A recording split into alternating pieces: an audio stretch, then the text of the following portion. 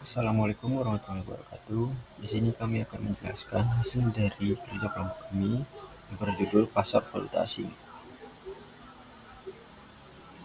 Pasar valuta asing adalah pasar atau tempat pertemuan di mana individu, perusahaan, dan kalangan perbankan melakukan jual beli mata uang dari berbagai negara.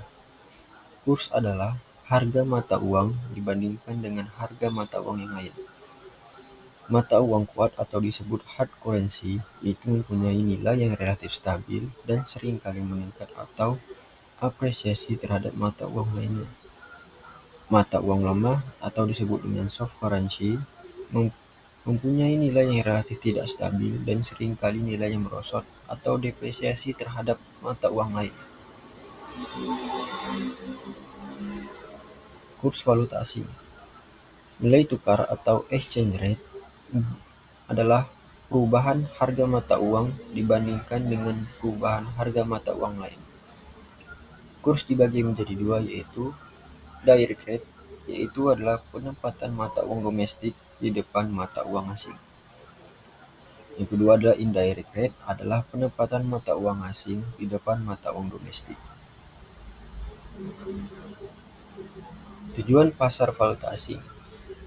Yang pertama adalah mencari keuntungan, yang kedua untuk transaksi pembayaran, yang ketiga mempertahankan daya beli, yang keempat pengiriman uang luar negeri, yang kelima kemudahan berbelanja, yang keenam penganggaran risiko atau hedging, yang ketujuh adalah meminimalisir risiko. Jenis transaksi valuta asing. Yang pertama adalah spot transaction, adalah jual beli falas yang penyerahannya dilaksanakan dalam waktu 2 hari kerja setelah transaksi.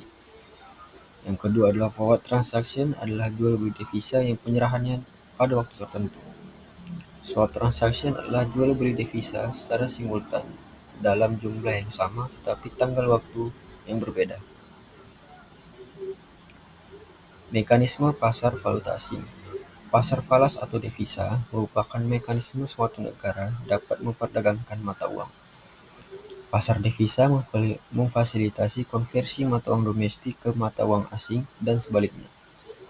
Pasar devisa juga melaksanakan fungsi hedging, menghubungkan tingkat bunga domestik dan luar negeri, serta penggunaan operasi arbitrase dalam menjamin rasio disesuaikan dengan ekspektasi nilai tukar yang sama antar negara.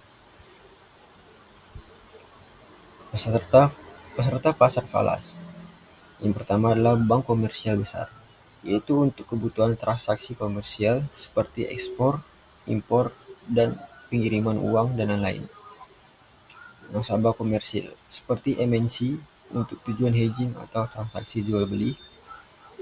Yang ketiga adalah nasabah kecil seperti kegiatan ekspor impor yang dilakukan perusahaan individu atau perorangan atau perusahaan.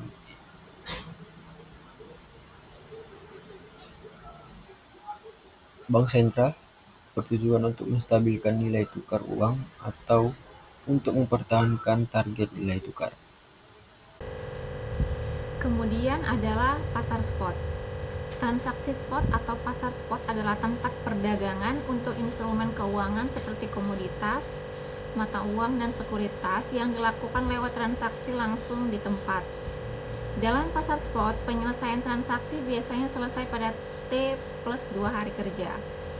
Pengiriman uang tunai dan komoditas harus selesai dalam jangka waktu tersebut. Pasar spot seringkali disebut juga sebagai pasar fisik atau pasar tunai karena perdagangan langsung ditukar dengan aset. Pasar spot dapat beroperasi dimanapun ada infrastruktur untuk melakukan transaksi tersebut. Transaksi spot biasanya terjadi lewat bursa atau over the counter. Berikut penjelasannya. Dalam bursa, dealer dan penjual berkumpul untuk membeli dan menjual instrumen keuangan, sekuritas, dan komoditas yang diperdagangkan di bursa menggunakan, membuat, dan bisa juga mengubah harga pasar. Yang kedua, over the counter. Perdagangan yang terjadi langsung antara pembeli dan penjual yang didasarkan pada kontrak yang dibuat antara dua pihak dan tidak mengikuti aturan bursa. Ketentuan kontraknya disepakati antara dua belah pihak. Pasar valuta asing adalah contoh over the counter terbesar di dunia. Materi selanjutnya ialah pasar forward.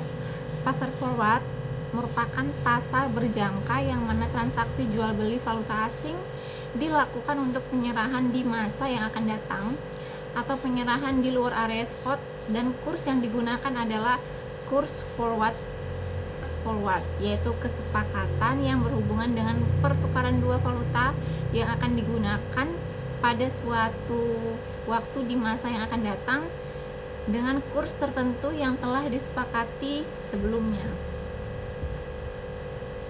Kemudian adalah rumus menghitung tingkat premi ke depan atau tingkat diskon, yaitu dengan mengurangkan kurs ke depan dikurang kurs spot dibagi kurs spot dikali jangka waktu 12 bulan dibagi kontrak ke depan jatuh tempo dalam bentuk bulan dikali 100%.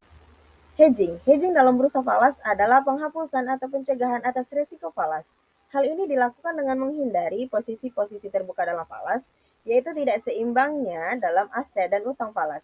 Ketidakseimbangan ini diasumsikan dalam dua bentuk, yaitu yang pertama, posisi panjang terjadi apabila aset mata uang asing lebih banyak daripada utang mata uang asing. Yang kedua, posisi pendek terjadi apabila utang mata uang asing lebih banyak daripada aset mata uang asing. Karena posisi mengandung resiko ekonomi yang membebani operator dengan kerugian potensial sebagai akibat dari perubahan yang tidak menguntungkan dari kurs valuta.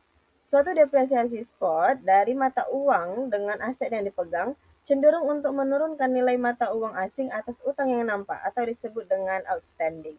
Kerugian potensial dapat dihindari dengan hedging dalam bursa falas, yaitu dengan menutup posisi terbuka atau uncovered, baik melalui penjualan ke depan dari mata uang itu dengan aset yang didenomisasikan atau dengan pembelian ke depan dari mata uang itu dengan uang yang didenomisasikan. Dalam kedua situasi tersebut, biaya potensial dari fluktuasi mata uang yang merugikan akan dibatasi dengan biaya penutup ke depan atau cost of forward cover yang pada permulaan transaksi valuta ke depan. Saya Nandita, saya akan menjelaskan tentang materi spekulasi. Spekulasi adalah kesediaan untuk menerima risiko valuta asing. Spekulasi secara konsekuen dianggap ada kapan saja posisi falas yang terbuka, baik panjang atau pendek, dipertahankan karena sudah pasti mengandung risiko dan dengan demikian kemungkinan keuntungan spekulatif. Spekulasi dapat dilakukan melalui bursa valuta spot maupun forward, serta menyangkut adanya posisi pendek dalam mata uang lemah yang diharapkan mengalami depresiasi atau devaluasi, dan posisi panjang dalam mata uang kuat yang diharapkan mengalami apresiasi dan devaluasi. Spekulasi mata uang kuat diartikan sebagai membeli sejumlah mata uang kuat dengan mata uang lemah pada waktu harganya rendah dan menjualnya kembali pada waktu mata uang kuat mengalami apresiasi. Spekulasi mata uang lemah diartikan sebagai menjual sejumlah mata uang lemah dengan mata uang kuat dan membeli kembali pada mata uang lemah mengalami depresiasi. Keuntungan yang didapatkan adalah selisih kurs mata uang lemah sebelum dan sesudah terjadinya depresiasi. Arbitrase eksploitasi simultan atas perbedaan biaya kesempatan dalam satu atau lebih bursa untuk tujuan keuntungan.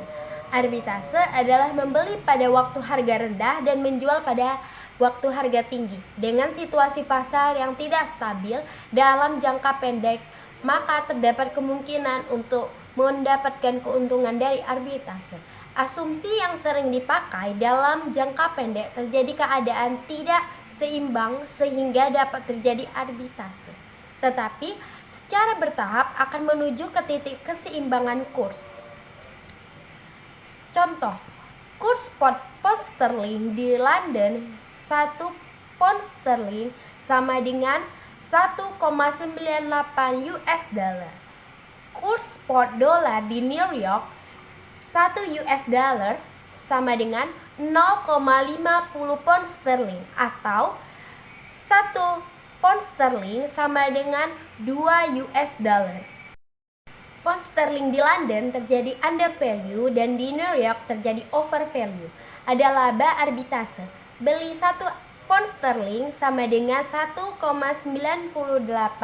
US dollar di London.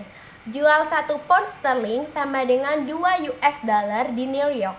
Laba arbitase 1 pound sterling sama dengan 0,02 US dollar. Selanjutnya, harga 1 pound sterling akan naik di London dan harga 1 pound sterling di New York akan turun. Asumsi tidak ada biaya transfer akan hambatan perdagangan. Terima kasih. Terima kasih sudah menonton video kelompok kami tentang penjelasan pasar valuta asing. Terima kasih.